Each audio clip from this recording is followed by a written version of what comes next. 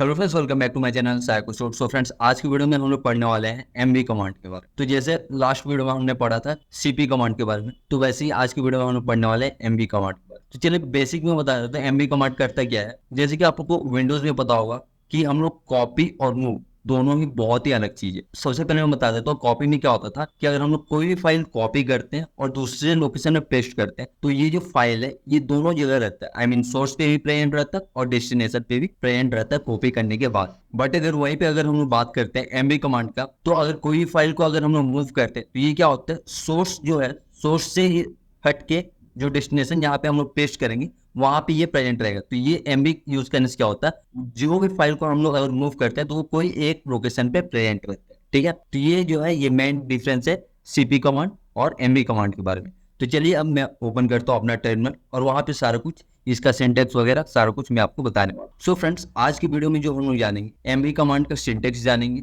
फिर उसके बाद से हम लोग कैसे फाइल को रीनेम करेंगे, कैसे फाइल को हम लोग मूव करेंगे, ओवरराइट करेंगे, कैसे बेच मूवी मूव करेंगे, फिर कैसे डायरेक्टरीज को मूव करेंगे, कैसे इंटरेक्टिव मोड में जाएंगे, कैसे प्रिजर्विंग मेटा डेटा को यूज करेंगे, फिर कैसे इसका जो बेसिक टिप्स एंड प्रिकॉशंस है ये सब के बारे में भी हम लोग जानेंगे। सो फ्रेंड्स, स्टार्ट करते हैं सबसे पहले बेसिक यूजेज से। सो फ्रेंड, जैसे कि आप लोग देख सकते हैं मैं अपने आ चुका हूँ कंप्यूटर स्क्रीन पे। अब यहाँ पे हम लोग बेसिक सा जो है एमवी कमांड का सिंटेक्स है वो मैं लिखने वाला हूँ। तो एमवी, फिर उसके बाद से हम लोग देते हैं यहाँ पे कुछ ऑप्शंस, उसके बाद से हम लोग को यहाँ पे देना रहता है सोर्स, फिर डेस्टिनेशन। तो ये है बेसिक सा एमवी कमांड का सिंटेक्स और यही सिंटेक्स यूज करके हम लोग सारा जो कमांड है आज पढ़ने वाले हैं। ठीक है, सो फ्रेंड्स, अभी आप लोग देखते होंगे कि मैं एक डायरेक्टरी बनाया हूँ एमवी कमांड, और इसके अंदर अगर आप लोग देखते हैं तो इसके अंदर एक फाइल ऑलरेडी प्रेजेंट है abcd.txt के नेम से। अब हम लोगों को क्या करना है, ये जो abcd.txt फाइल है इसको मूव करना है दूसरे लोकेशन। तो दूसरे लोकेशन में मूव करेंगे तो हम लोग इसको मूव कर लेंगे डाउनलोड वाले लोकेशन पे, लेट्स सपोज कीजिए। ठीक है, तो अब हम लोग मूव करने के लिए क्या करना है, हमें सिंपल लिखना है एमवी, फिर हमें मूव क्या करना है, फाइल को मूव करना है। कौन सा फाइल को, abcd.txt फाइल को मूव करना है। तो हमें वो फाइल नेम दे दी। अब ये हो गया अपना फाइल, आई मीन जो सोर्स। अब कहाँ मूव करना है हमें इसे, डाउनलोड्स के अंदर। तो हमने यहाँ पे डाउनलोड्स का जो पाथ है वो स्पेसिफाई कर दिया।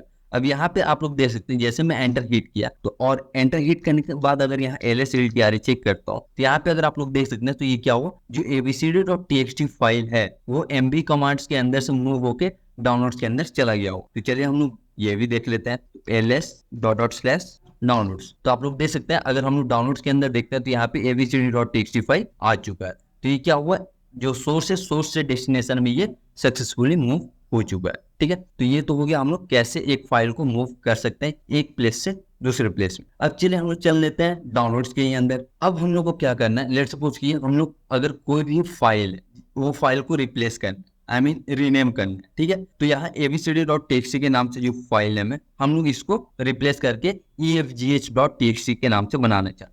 तो हम लोग सिंपली लिखेंगे mv, फिर उसके बाद से लिखेंगे abcd.txt और उसके बाद से हमें लिख देना है efgh.txt। ठीक है, तो हमें क्या करेगा, जो अपना फाइल नेम है abcd.txt इसको रिप्लेस कर देगा efgh.txt, और साथ में ये रिप्लेस तो करेंगे नाम के साथ साथ ही क्या करेगा, इसके सारे जो कंटेंट है कंटेंट वो इसमें आ जाएगा। तो जैसे ही अगर आप लोग देख सकते हैं कि मैं एंटर हिट किया और यहाँ ls करता हूँ तो आप लोग देख सकते हैं कि ये जो abcd.txt था ये चेंज होके हो गया efgh.txt। तो फ्रेंड्स, यहाँ पे तो हम लोग ये समझ लिए तो कैसे फाइल्स को रीनेम कर सकते हैं, कैसे एक फाइल को हम लोग एक पाथ से दूसरे पाथ में हम लोग मूव कर सकते हैं। लेकिन अब चलते हैं डायरेक्टरीज की ओर। तो यहाँ पे अगर आप लोग देखें तो एक डायरेक्टरी है abcd, और इससे पहले अगर आप लोग देखे हो तो mv कमांड जो डायरेक्टरी है इसके अंदर बस खाली एक ही फाइल था पहले abcd.txt, लेकिन mv कमांड के अंदर अभी कोई भी फाइल या डायरेक्टरी नहीं है। तो अब हम लोग सीखने वाले कि कैसे हम लोग डायरेक्टरी को मूव करेंगे सोर्स से डेस्टिनेशन में। तो सिंपल, अभी हम लोग डाउनलोड्स में हम लोग क्या करेंगे,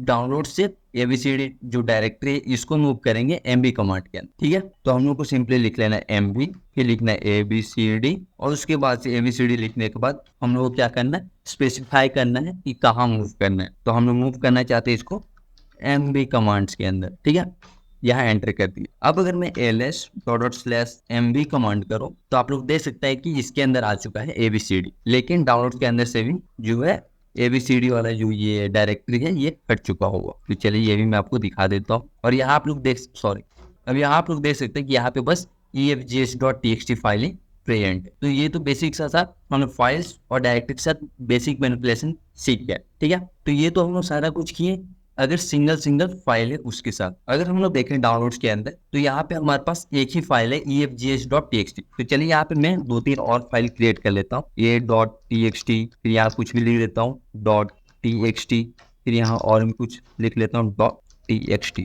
ठीक है। ये क्या किया, मैं ये सारे फाइल्स क्रिएट कर लिया डाउनलोड्स के अंदर। और यहाँ जब मैं लिस्ट कर रहा हूँ तो यहाँ पे आप लोग देख सकते हैं ये सारे इतने सारे फाइल्स आ गए। अब हमें क्या करना है, ये सारे फाइल को मूव करना है mv कमांड के अंदर। तो अगर मैं सिंपल लिखता हूँ mv फिर efgh.txt फिर sd जो भी है .txt फिर dghd.txt फिर a.txt, तो चलिए हो जाएगा क्योंकि ये 4 फाइल था तो मैं लिख दिया। लेट्स सपोज कि ये आपके पास 1000 फाइल है txt फाइल, तो इसको अगर मूव करना है दूसरे लोकेशन तो ये आप लोग कैसे करेंगे। तो इसके लिए है हम लोग यहाँ यूज कर सकते हैं regex पैटर्न। तो हम लोग सिंपली लिखेंगे mv, फिर यहाँ लिखेंगे हम लोग star.txt। अब यहाँ स्टार स्पेसिफाई क्या करता है, ये डॉट से पहले कुछ भी हो वो सारे फाइल को ये सिलेक्ट कर लेगा। तो यहाँ पे आप लोग देख सकते हैं ये चारों में कॉमन क्या है, .txt जो है ये कॉमन है ना।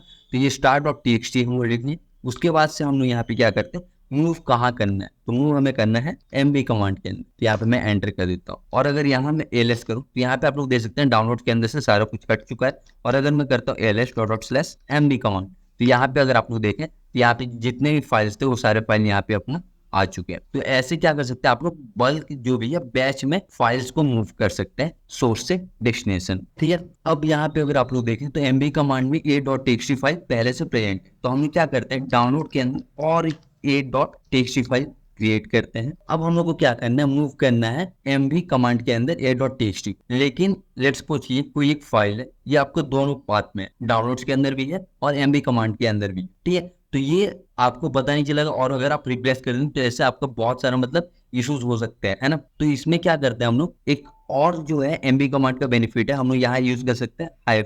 तो ये -i क्या करेगा कि ये पहले आपसे पूछेगा कि अगर ये सेम फाइल अगर दूसरे जो डेस्टिनेशन में भी अगर रहेगा तो ये हमसे पूछेगा कि डेस्टिनेशन में भी और एक फाइल है जो कि सेम नेम है, अगर आप रिप्लेस करना चाहते हैं तो आप एंटर हिट कर दो। तो ये एक बहुत ही अच्छा जो मैसेज है वो दे रहा है यूजर को कि यूजर अपने हिसाब से जो फाइल को मूव करना है वो मूव कर सकता है, ठीक है। तो यहाँ पे मैं लिखता हूँ a.txt को हम लोग को मूव कहाँ करना है, mv कमांड, ठीक है। अभी जैसे मैं एंटर हिट करता हूँ तो यहाँ पे आप लोग देख सकते हैं कि डाउनलोड के अंदर भी a.txt है और mv कमांड के अंदर भी a.txt है। तो अब दोनों जगह जब a.txt है तो ये क्या कर रहा है, हमसे पूछ रहा है कि आप लोग ओवरराइट करना चाहते हैं या नहीं करना चाहते। अगर करना चाहते हैं तो एंटर हिट कर दी, अगर नहीं करना चाहते हैं तो यहाँ पे नो भी लिख सकते हैं। यहाँ पे सिंपली मैं एंटर हिट कर देता हूँ और ये ओवरराइट हो गया। तो ये क्या है, इंटरेक्टिव वे में आपसे पूछेगा कि आप क्या मूव करना चाहते हैं, क्या मूव नहीं करना चाहते। तो ये वाकई एक बहुत ही शानदार यूज है इंटरेक्टिव मोड का। सो फ्रेंड्स, आई होप कि ये जो mv कमांड है ये आपको बहुत ही अच्छे से समझ में आ गया हो। और mv कमांड से रिलेटेड अगर आपको कोई भी डाउट है तो आप लोग कमेंट सेक्शन में जाके कमेंट कर सकते हैं। और अगर आप लोग को ये समझ में आया होगा